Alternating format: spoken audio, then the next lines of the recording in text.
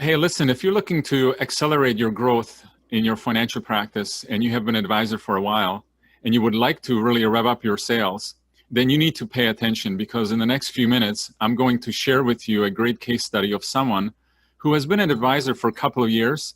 Actually, he came from a retail background and has really stepped up the way that he is essentially getting clients and the way that he's building his financial practice. Now, he has a quite a unique story and a journey, and I have had the opportunity to really see, him grow and completely transform his business as far as how he gets, clients as to where he was before. So I'm going to have Danny to share with you a little bit about how he got started and the type of support that he has received on his journey. And also going to leave you maybe with some information that can possibly help you how you can do the same thing by yourself, or if you're interested, how you can get in contact with us and how we possibly can support you in your journey. So in case this is the first time that you're seeing me, I'm Daniel Hanzelka. I'm a former CFP. I was an advisor for 18 years. I'm also the creator of the program that we're going to share and that Danny is part of. So let me introduce you to Danny Chabino. He is a workers' comp and commercial insurance superstar. Hi, Danny. How are you doing today? I'm good. How are you, Daniel? I'm fine, thank you. So, Danny, why don't you tell us a little bit about yourself, as far as so that people can have a little bit of a reference, as far as where you're, where you came from, and Sure. Yeah, I grew up in retail, literally in it my entire life until more recently. I had my own retail store for about 15 years, selling furniture primarily. And I making that transition to being an advisor, an insurance advisor, was quite a bit different from what I thought it would be. I went from an environment where everyone's coming to see me, and everyone I talk to, I literally know is there because they're at least thinking about doing business with me. They didn't just blow in off the street. They came in on purpose. And I vastly underestimated, the difference from that to going to an environment where we're not even to the point where we're talking yet. We have to develop some interests to start off with. So, here I was thought, I know how to market, I can do this. I can market myself pretty easily. And it was quite a transition to figure out that process. Yeah, I think this is the biggest challenge, Danny, that I see with a lot of advisors is that, without leads, really an advisor, you really don't have a business. I mean, leads are really the lifeblood of the business. Yet, I know when I was in the financial industry, it was kind of like, hey, we'll teach you all about how to sell the product. Now go out there and sell it. There wasn't really a support as to how to start to build, relationships and how to even get leads or how to really focus on that. And, as I said, the one thing that I know from being a former advisor is that, most advisors don't really enjoy that part of prospect. Right. I Partly, don't think anyone does. well, I think nobody does, but it's the lifeblood of the business, so we all have to do. But I think the reason we don't enjoy it is because, you're an example where you had people coming to you when you were in retail, and now you're like, well, you open up your financial practice and, there's tumbleweed running across because nobody's coming to you. What do you do now? But I think, and we'll have the opportunity to share a little bit more, that can be changed when you start to kind of implement some simple strategies and how to do things. So, from the perspective of, before we got started, and, I'm going to tell a little bit of a tale here. I know that, a lot of advisors, when I talk to them, they're saying, well, it's not the right time. And I think we started talking back in, I think it was January, February of this year. And Right. you didn't start working with us until about, I think it was June, middle of June, that we got started working together. So, Right. Often people are just kind of saying, you know what, I'm not quite sure if this is the right time or not, but what were you actually doing before as far as for lead generation? Like what were you doing? Well, gosh, I was trying to grope around out there and figure out, okay, everything I'm used to marketing, the ways I've been used to marketing my entire life isn't effective. It's not going to work here. So what will work? And I was just kind of groping around at trying these different methods of and trying to network and trying to even pay for leads, trying to pay for referrals, all of that kind of thing, just to try to develop something. And none of it was working very effectively. Yeah. I think this is the challenge, and most people, and I think not just advisors, but particular advisors, they're just hoping that there is a magic button and they press it and voila, they're going to have conversations. I think the biggest thing that I tell my clients is like, hey, you got to go out there and you got to do the work. But you know what, doing the work where you're focused on strategies that are actually working and that you actually build your authority and then you actually position yourself in front of your ideal clients. Because often advisors say, hey, you know what, I do cold calling, and I tell them, and they say, oh, well, it doesn't work. I said, listen, every strategy that I said, that is out there works if you talk to enough people. So if you're cold calling, hey, you might have to talk to, 500 people in order to get the results. But, is there a better way and more effective way of, building your business than spending so much time and effort talking to the, wrong individuals? So I know from the many conversations that we've had, I know one of the things that you have mentioned to me was the fact that, before you started working with us, you were talking maybe to a lot of people, but they were not the right people. They were not kind of the focus. And I think you even, mentioned several times to me that, at least now when you're having the conversations, people are, pretty well ready to buy. I think you kind of said that they're always the right people. So why don't you share a little bit of that experience with us? Sure. Yeah. And I'm probably not that different in that, absolutely dreading, talking to a bunch of people I know are going to say no, or, and I've got, and it sounds funny coming from a former retailer, I have a lot of social anxiety. I really am not the kind of guy that likes walking up to people just cold and trying to start up a conversation and then trying to turn that into a sales talk, And so a lot of the prospecting instilled a lot of dread in me. And so trying to find a method that works not only effectively, but also works with my personality and makes things a lot more fun for me was really... Hang on, Danny. Did you just say prospecting is actually fun?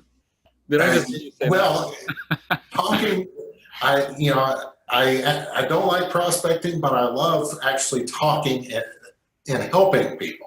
And I think that's what most of us got into this business to do is we enjoy that part. So we're kind of eliminating the part that's not very fun, and we're only really working on the part that's enjoyable.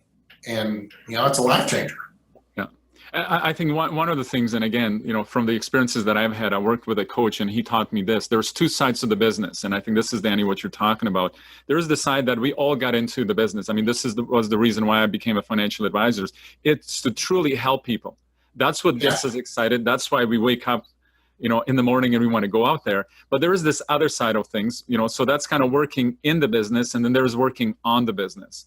Right. And the other side of it is the part that, you just described, that often we as advisors or anybody don't really enjoy doing.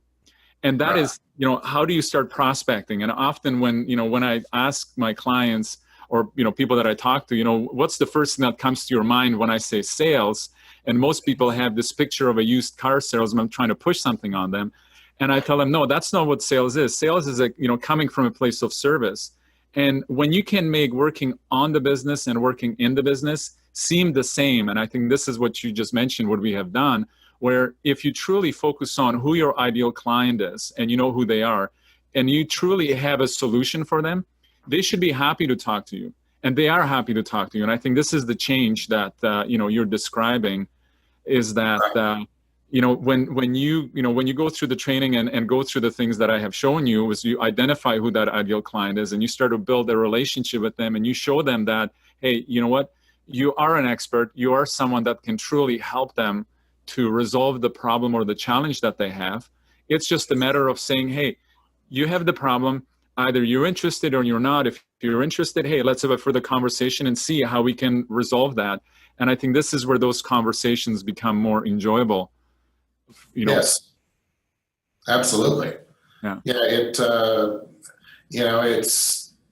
a big difference when you're talking with people that by the time I'm getting on the phone with them, they're maybe not quite, but they're almost ready to buy at that point. And that's a whole lot more fun than making, 200 phone calls a day or something like that. Well, let me tell you, I spoke with an advisor that for at least this is the story she told me for 3 years, she did 550 dials a day. Yeah, I can't imagine. I said, I would last about 30 seconds, no, maybe 30 minutes, and I'd probably get about about 15 or 20 dials. And I said, forget it. This is not the way to do it. But exactly. 2 years, build a fairly successful practice. But I'm like going, okay, you didn't have a life. And she says, yeah, I was dialing the phone from 9 in the morning until 9 o'clock at night just to get through all of those calls. And you better have some thick skin when you do that too. Oh, exactly. So what have been some of the results from the perspective of going through the training? What have you been able to achieve? Well, like I say, the people I'm on the phone with now are mostly people who are the right fit for the most part. They're people that kind of want to buy. Now there's been some that I find that the people that are most eager are the people that can't qualify for something, but there's been a few of those, but for the most part, the people I'm working with now it's all a very positive experience, and everything's kind of moving in a positive direction. Maybe I don't make as many phone calls as I used to make, but the ones that I am making are very productive. Yeah. And I think this is the key, as we were talking about cold calling and making 500 calls a day, hey, you can go and do that, but why would you if you can go and make, 5 phone calls with the right people and actually start getting results from that? So what would you say kind of has been the biggest benefit, that, going through our program has been, for you? I would say the number one benefit is, rather than that feeling of dread when I start out the morning and I know the bulk of my morning is going to be focused on talking to people I know don't want to talk to me. Instead, I go into work really looking forward to it, really excited about the day. So really offering the solution, again, it kind of put the life back into your practice, and now you're going to work because you want to go to work because you know that you're actually helping people as opposed to feeling like you're bothering people or you're kind of being a nuisance for them. Oh, okay. So, from the perspective of strategy and some of the things that, the training has actually done for you, what would you say is kind of that one tool or one strategy or one mechanism that you have found that was kind of the most important for you? For me, working through LinkedIn, I guess kind of in a way I've kind of been someone that doesn't mind doing some tech type things, some tech type activities. And so that doesn't really feel like any sort of work to me, even though it doesn't take up a lot of time in my day. But I enjoy doing that aspect, and I enjoy knowing toward the afternoon, I'm going to be making some phone calls with people that want to hear from me. So. Yeah. So you're actually looking forward to the phone calls because I know often, picking up the phone, it feels like 800-pound gorilla. Yeah. Where, it's like, yeah, you know what? Not everybody's necessarily going to say yes, but at least that you're talking to people that have that interest and that you don't really have to, really worry about it and you're not stressed out from that perspective. So that's great. And again, I think this is the biggest thing, like I said, working with you and kind of watching you grow and the success that you've had was kind of the biggest thing. You kind of shared with me a little bit of a, introvert as opposed to an extrovert. And I think a lot of advisors kind of are, but I think it's really helpful, like you said, if you know that, the person you're going to call on the other end, and it's really not a cold call, it's really a warm call, and you're just there, hey, you know what? I can really help you. Is this something that, I can help you right now or something down the road, but at least you're having a more enjoyable conversation. So, if you were talking to somebody and let me roll that back a little bit. So, I mean, from the perspective of just so that I give an understanding to someone that's looking at this and, really what it comes down to, the strategy is connect with people on LinkedIn. I mean, the first part really is build your authority, really figure out who is that ideal person that you want to talk to. The second part really is connect with them on LinkedIn, and what I love about LinkedIn is that you can really build a pool of of individuals that you want to talk to, and you can get in front of and you can connect with them essentially for free. So instead of buying a list, you can build a list for free on, on LinkedIn. And then it's just a matter of start messaging them and start building that relationship and what I call becoming more of, relevant to those individuals so that you can actually offer your advice. And again, it's not kind of like you're messaging anybody and everybody on LinkedIn. You're really specific from the perspective of who you're talking to. And the information that you're sharing is kind of not for everybody. It's very specific to the individuals that you can help. And I think that's really the key. So, from the perspective of if somebody was looking at, if I'm talking to somebody and, they're kind of thinking about, joining our program, what kind of would be the advice that, you would give them or you kind of help them to make that decision to join us? I would say do it as soon as you can and not sit around and wait so that later on you're saying, I wish I would have done that earlier. Go ahead and it's well worth it. It really is. Yeah.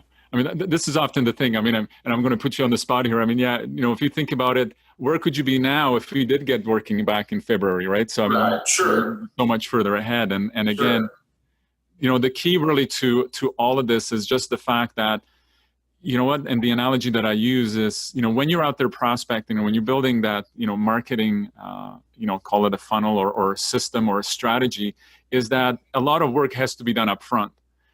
And it's kind of like getting a train moving. And often, if you think about a train, you got to put in a lot of time and effort. You got to put a lot of coal into the furnace just to get the furnace to start to boil and produce steam. And often, I see advisors doing a lot of work, and they're not even sure if it's the right work or not, and then they stop. And this is the one thing that I tell all my clients: listen, it's a system, it works. If you keep on working the system, it's going to keep on working. And you just got to make sure that the train doesn't stop once you get it going, because just to get the whole train going from the perspective of, your prospecting engine and making connections and reaching out to people, it takes 80% of the effort. To keep it going is a lot easier because, like you said, now you basically wake up on a Monday morning and you know that there will be people that you're going to be talking to, and that there will be people that are actually looking forward to the conversation as opposed to you feeling bothering them. Right. Nobody's surprised when I call. We've already discussed it beforehand. We know the conversation's going to happen, and we know it's going to be a positive one. Yeah. So, how important is it, really for you as a business owner to be able to get in front of, not just really leads, but in front of your ideal clients? Like, what difference has that really made? It's a huge difference. It's not having to make a shotgun approach, where you're just kind of, it's almost like you're in the ocean and you're throwing your line out in the water to catch fish just wherever you're at. You don't even know what you're fishing for, and you're just sort of casting some sort of bait out in the water. You don't know what's going to happen. So it lets you narrow that focus to really focus and be able to manage your business to know what you're going after. Yeah, so it creates a lot more time and a lot more focus in your business. I mean, I use the analogy instead of, and I love what you just said. It's kind of like being in the middle of the ocean, and you have a fishing rod, and you're trying to catch a fish. Yeah, I mean, you may catch something at some point, but it's going to take a lot of time and effort.